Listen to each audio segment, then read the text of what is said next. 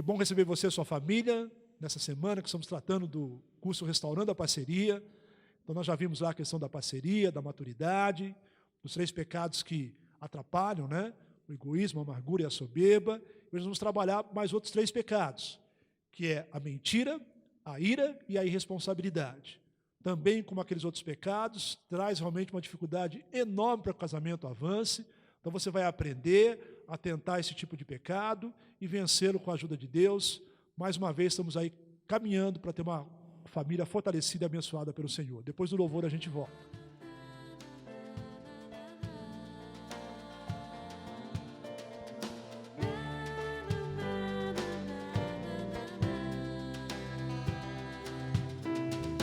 Deus alcançou e modificou todo na minha casa. Ainda que venha a tempestade, não nos abalará. Vida melhor Ele quer te dar, restaurar seu lar. Paz e harmonia Ele quer trazer pra você. Paz e harmonia Ele quer trazer pra você.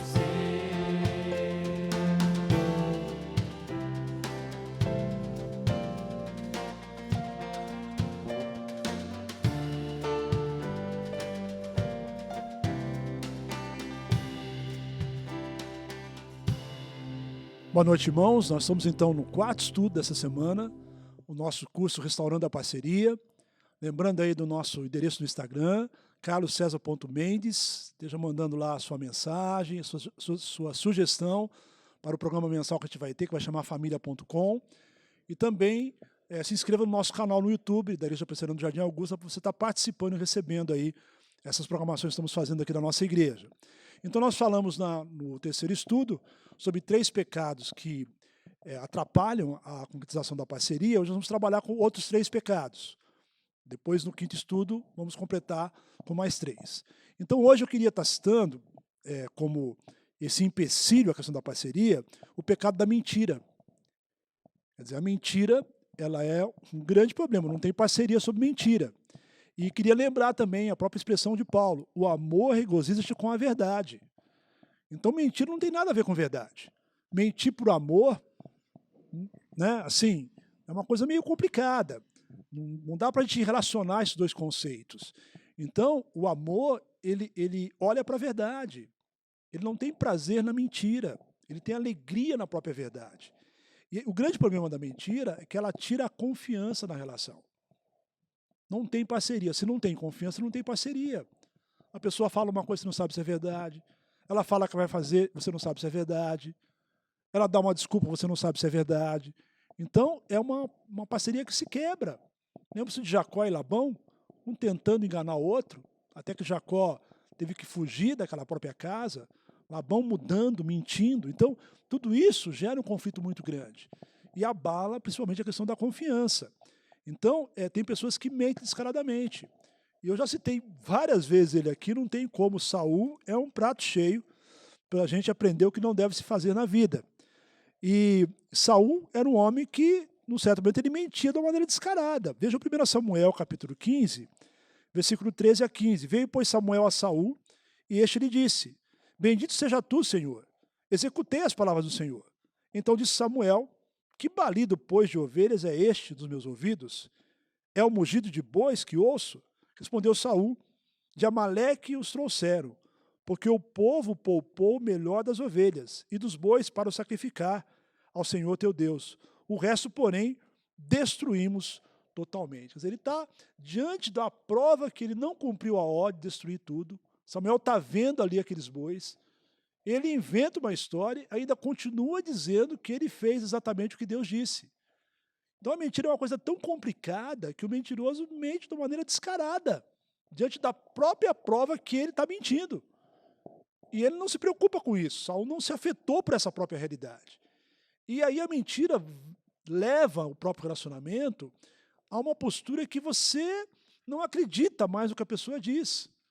E vem um grande problema que é a falta de sinceridade. O mentiroso não é sincero, a falsidade. Então, essas coisas que acabam com o próprio relacionamento e que o próprio Deus encontrou no povo de Israel. Vejam o capítulo 29 de Isaías, versículo 13, diz assim, olha, o Senhor disse, visto que esse povo se aproxima de mim e com a sua boca e com seus lábios me honra, mas o seu coração está longe de mim, e o seu temor para comigo consiste só de mandamentos de homens que maquinalmente aprendeu. Quer dizer, na verdade, ele fala assim, não tem sinceridade, não tem verdade. Então, isso, quando isso começa a tomar conta da minha vida, falta de sinceridade, falta de verdade, e começa a se mentir descaradamente, a parceria está indo embora. E a Bíblia diz que você não pode fazer nada contra a verdade. A verdade vai se manifestar. Não adianta achar, a mentira resolve temporariamente, não resolve nada, aliás. Ela nos engana temporariamente. E o problema vai acontecer ali na frente. Então, a melhor coisa que você tem na sua vida é encarar dificuldades com sinceridade, com verdade.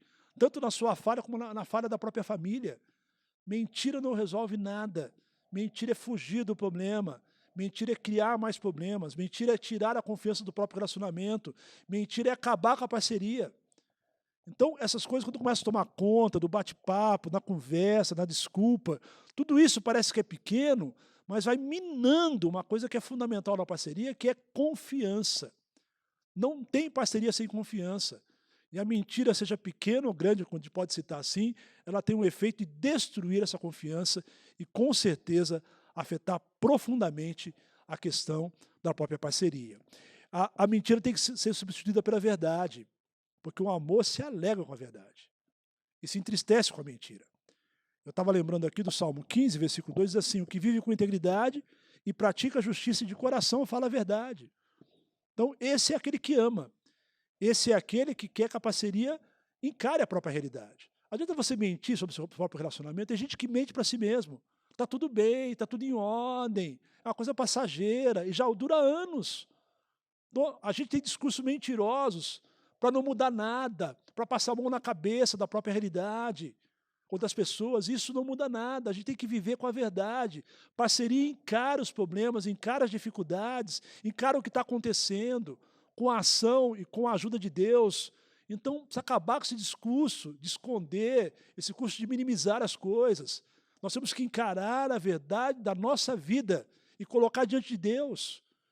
E vencer essa mentira que quer nos enganar, que quer realmente nos levar para longe de uma vida ligada à justiça, uma vida de integridade. Então eu queria perguntar para vocês, existe uma relação de confiança e transparência no seu próprio casamento? Isso é que a parceria deve levar cada um de nós. Você sente liberdade de poder falar a verdade? Posso falar o que penso, o que eu sinto? Porque de vez em quando a gente não permite, né? Então a pessoa não pode falar. Ela não pode dizer o que ela sente, não pode dizer o que ela pensa. Então, esse tipo de postura, tudo isso contribui para destruir a própria parceria. Então, a gente precisa tomar muito cuidado com esse tipo de postura que nós desenvolvemos na nossa vida, né? E a mentira tem que estar longe do nosso coração em qualquer circunstância. Ela é um grande obstáculo, tá certo? E a Bíblia diz que o pai da mentira é o diabo. E, sem dúvida alguma, tem um processo destrutivo e magoa muitas pessoas que nos amam quando a gente usa esse tipo de instrumento para resolver uma situação que não se resolve e só tem mais dificuldade ainda na nossa vida. Mas tem também um outro pecado, que também é extremamente complicado, que é a ira. E Efésios 4:31 diz assim,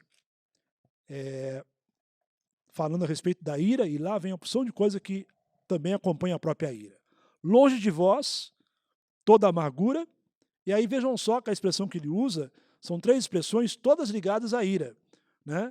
E cólera, que é a explosão de ira, a própria ira e a própria gritaria, que está ligada à questão da própria ira. A pessoa que está gritando está irado, está totalmente descontrolado. E aí, junto com a ira, vem a ofensa. Então, aliás, é um pecado que vai trazendo outros, né? Você vai perdendo totalmente o controle da sua vida. E no contexto da própria parceria, vai destruir também. A Bíblia diz lá a respeito do amor, que o amor é paciente, o amor não se exaspera, o amor não perde o controle, o amor não fica bravo com facilidade. Então, ira é contrário de amor. E quando você vive esse descontrole emocional, na verdade, eu estava lembrando aqui daquele texto onde Saul fica irado, aí Saul de novo, né? Saul como exemplo aí está participando aí de tudo que você deve evitar na sua vida. Ele está conversando com Jonatas, e Jonatas então tem uma postura de defender Davi, e Saul fica tão irado que ele joga a lança para atingir o seu filho. Na verdade, quem é irado, você nunca sabe quando a pessoa vai te ferir, mas com certeza vai ferir, porque é um descontrole enorme. Veja o que a Bíblia diz, Provérbios 21:19, a respeito da pessoa iracunda. Tem mulher iracunda, tem filho iracundo, tem esposo iracundo, né? Tudo isso longe daquilo que Deus quer na nossa vida. Então veja lá Provérbios 21:19. Veja o que diz a respeito de viver com alguém que tem essa postura. Melhor é morar numa terra deserta do que com a mulher rixosa e iracunda. É melhor você morar no meio do deserto, sem ninguém. A companhia de alguém irado é a pior que existe. É preciso estar longe dessa pessoa, ela vai te ferir, né? Ela vai te ofender. Então, melhor estar longe dela. Está longe dela.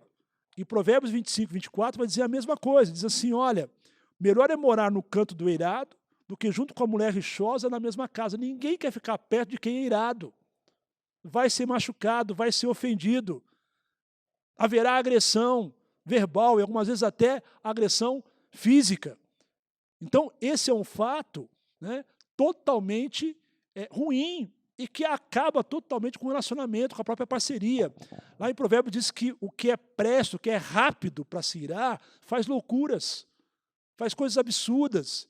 E isso, né, na verdade, para destruir qualquer relacionamento.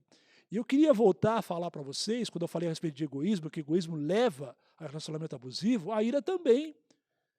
Quem agride mulher, quem agride filhos, são pessoas iradas, totalmente descontroladas, que usam a violência para descarregar a sua ira.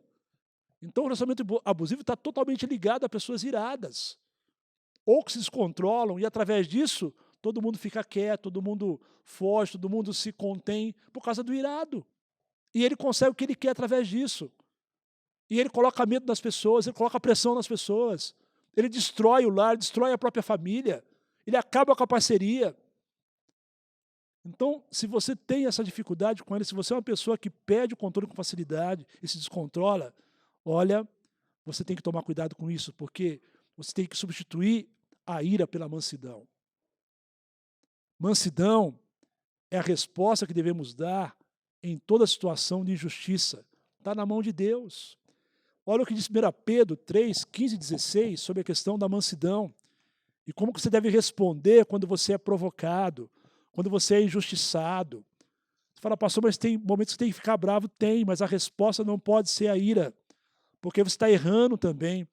E 1 Pedro, capítulo 3, versículo 15 a 16, ele diz assim, antes santificai a Cristo como Senhor em vosso coração, estando sempre preparados para responder a todo aquele que vos pedir razão da esperança que há em vós, fazendo, todavia, com mansidão e temor, com boa consciência, de modo que naquilo que falam contra vós, fiquem envergonhados que difamam o vosso bom procedimento em Cristo.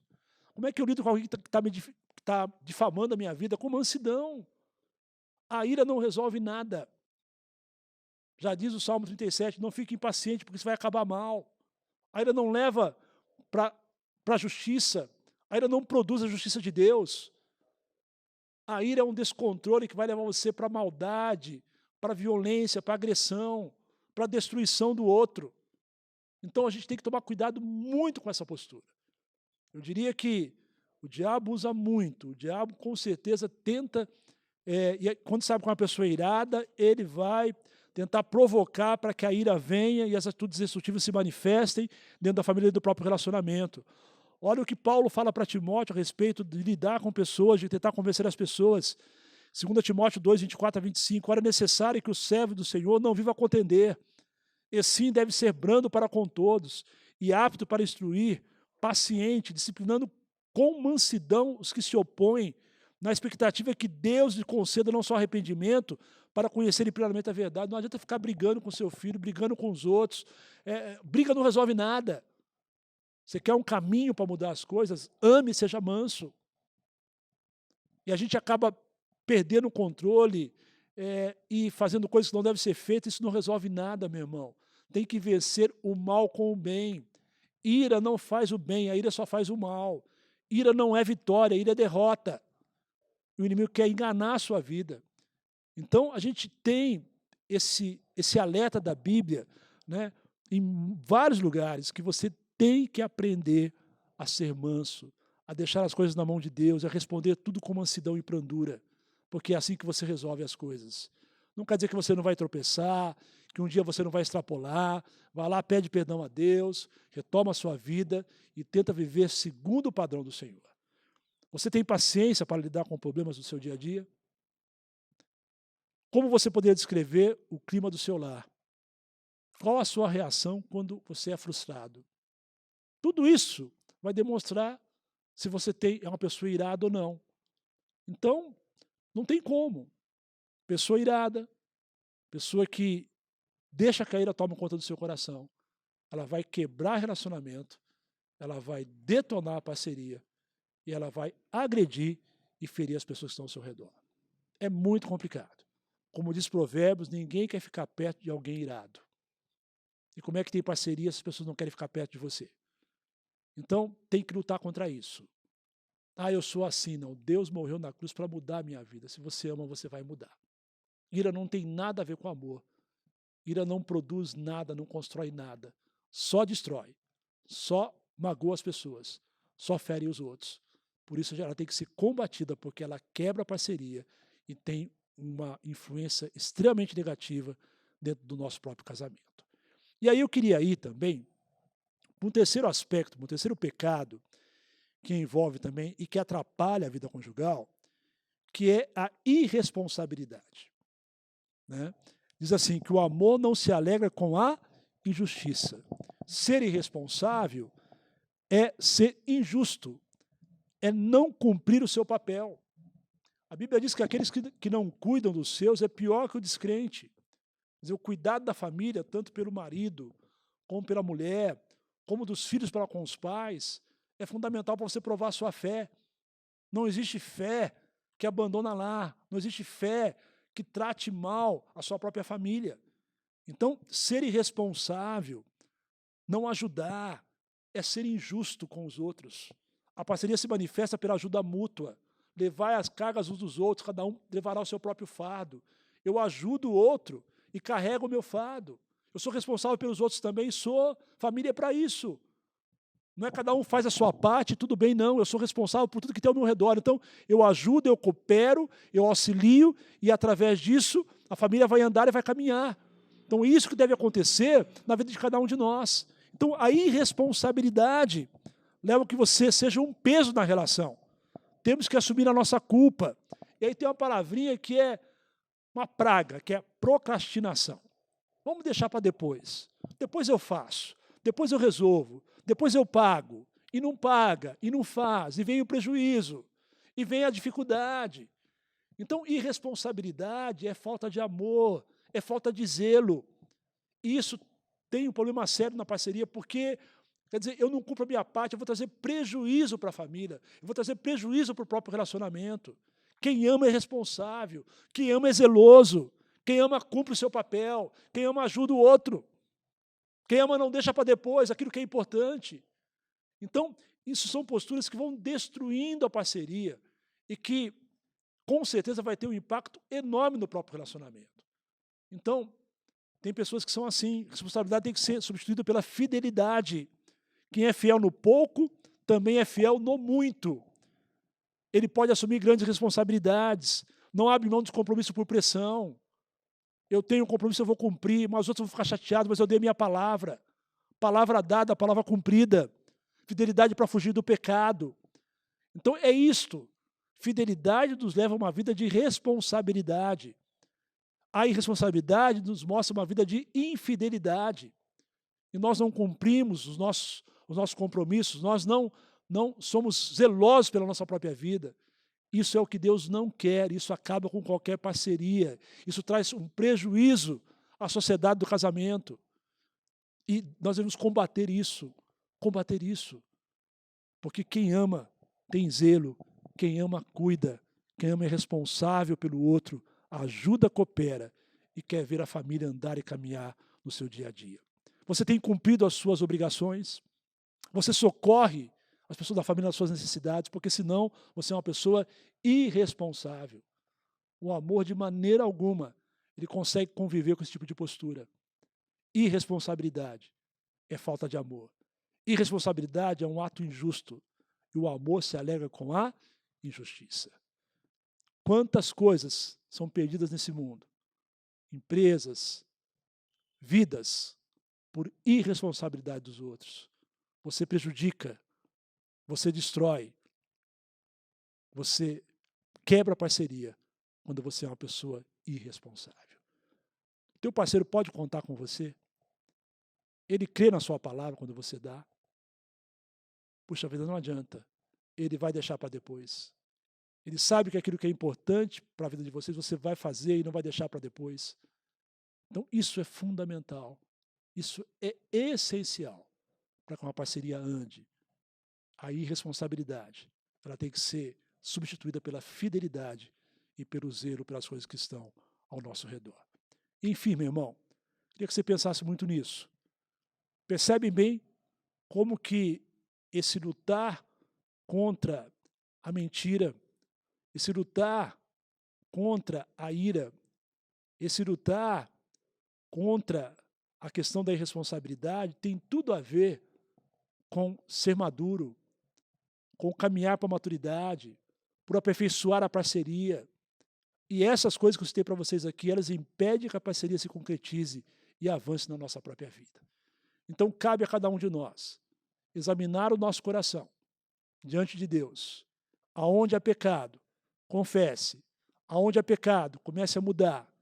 Peça ajuda ao Senhor. Peça perdão ao seu companheiro. Mas não deixe que essas coisas afastem de você a bênção do Senhor e a felicidade do seu próprio lar. Queria orar com você nesse instante e com a sua família.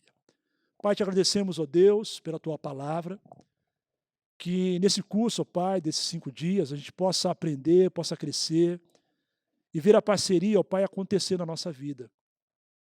Que toda mentira seja afastada do nosso coração, ó Pai. Que a ira não encontre espaço no nosso lábio, no nosso comportamento, Senhor. E que a responsabilidade, Senhor, se manifeste em cada ato da nossa vida. Que o zelo, que o cuidado, ó Pai, se manifeste com a nossa família em todo instante. E que a parceria que firmamos, ó Pai, como casal, seja fortalecida pela Tua presença, Senhor. Perdoa o nosso pecado, ó Pai. Restaura cada casamento, cada família, Senhor. E fortalece a parceria na Tua bênção, no Teu cuidado. Nós oramos em nome do Senhor Jesus. Amém.